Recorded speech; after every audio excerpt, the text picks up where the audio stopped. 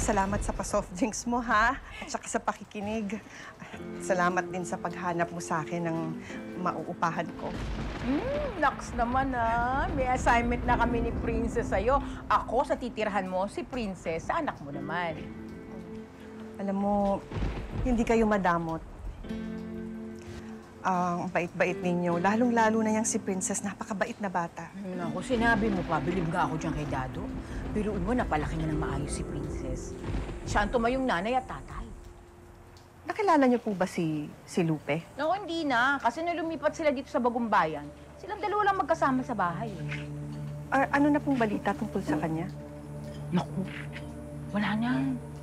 Matagal na palang patay. Kailan lang namin nalaman. At itong si Princess, gumawa pa ng video.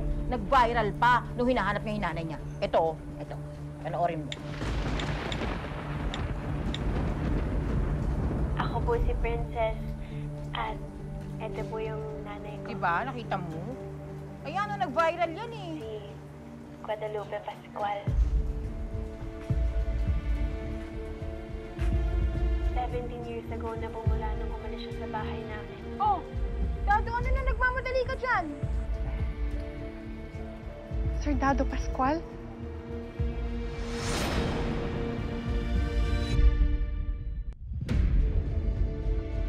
Kaya lilipat ako na ibang city jail. Nag-iwan pa ng problema.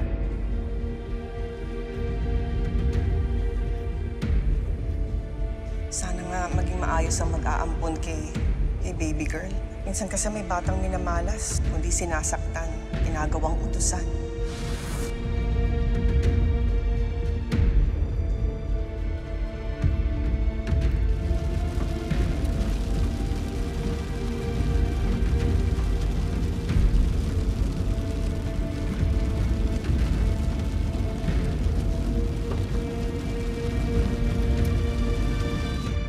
Sige na, kumain ka na madami. Ubusin mo kasi iinumin mo pa yung gamot mo mamaya.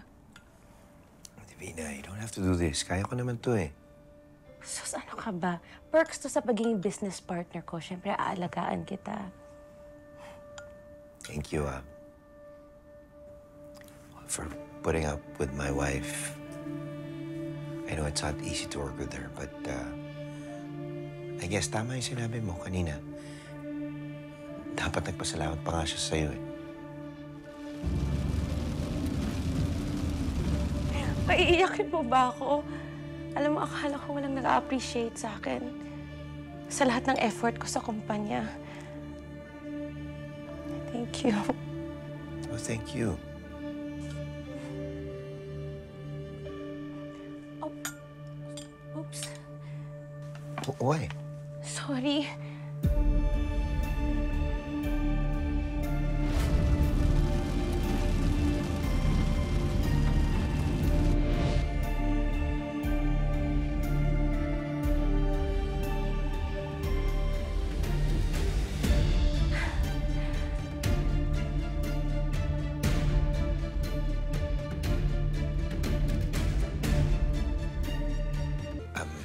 I'm okay. Don't worry. I'll do it. Sige. Gusto mo pa? Okay na rin. Medyo busog na rin ako eh. Gusto mo inumin yung gamot mo? Mamaya na lang, baka sigmurain din ako eh. Sige.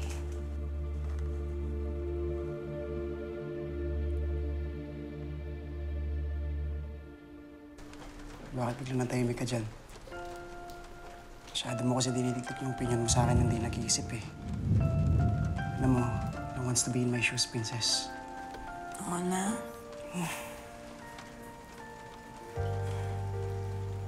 Gusto ko lang sanang hingin sa'yo.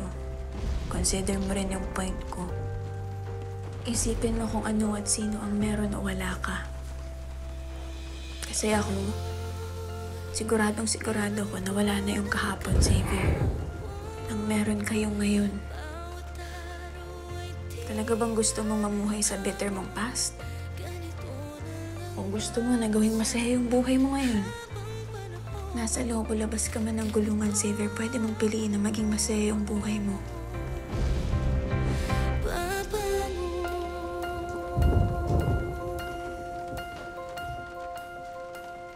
Wala Anong petsa na pala?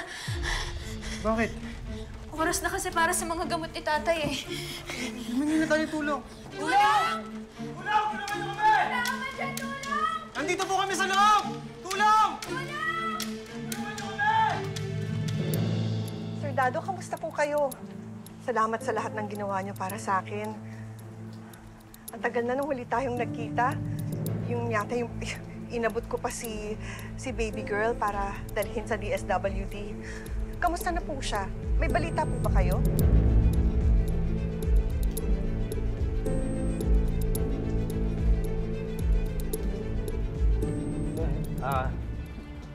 Pasensya na, hindi kita namukhaan eh.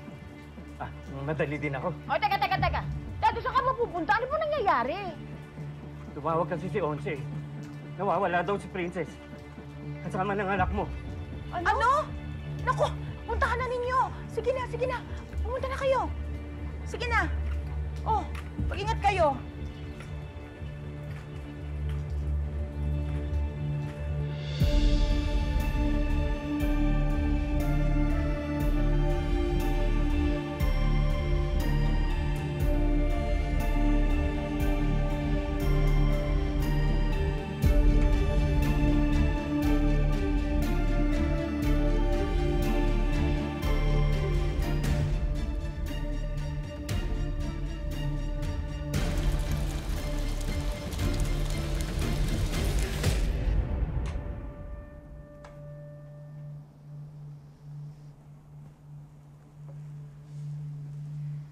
Raymond, kailangan mo na inumin yung gamot mo. Kailangan mo magpagaling. May mga hapon pa tayong kailangan kumbinsihan bukas. Sige na. Wait, I'll do it. I'm okay.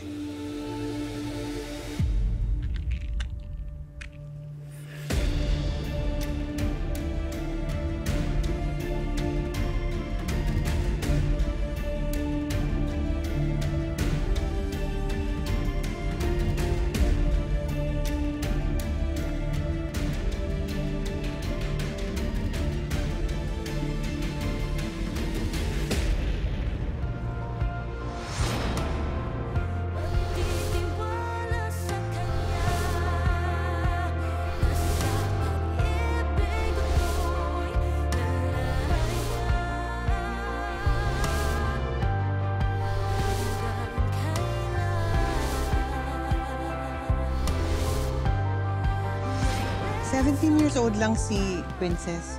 So, paano naging nanay ni Princess si Lupe?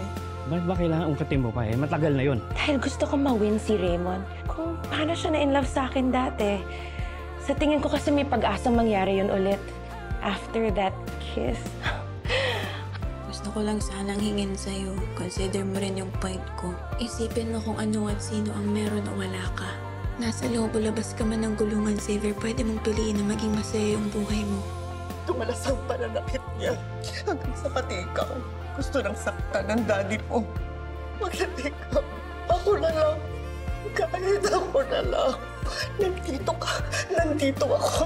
May panahon pa tayo para sa isa't isa, anak. Handa na ako ulit para maging mama mo. Mama.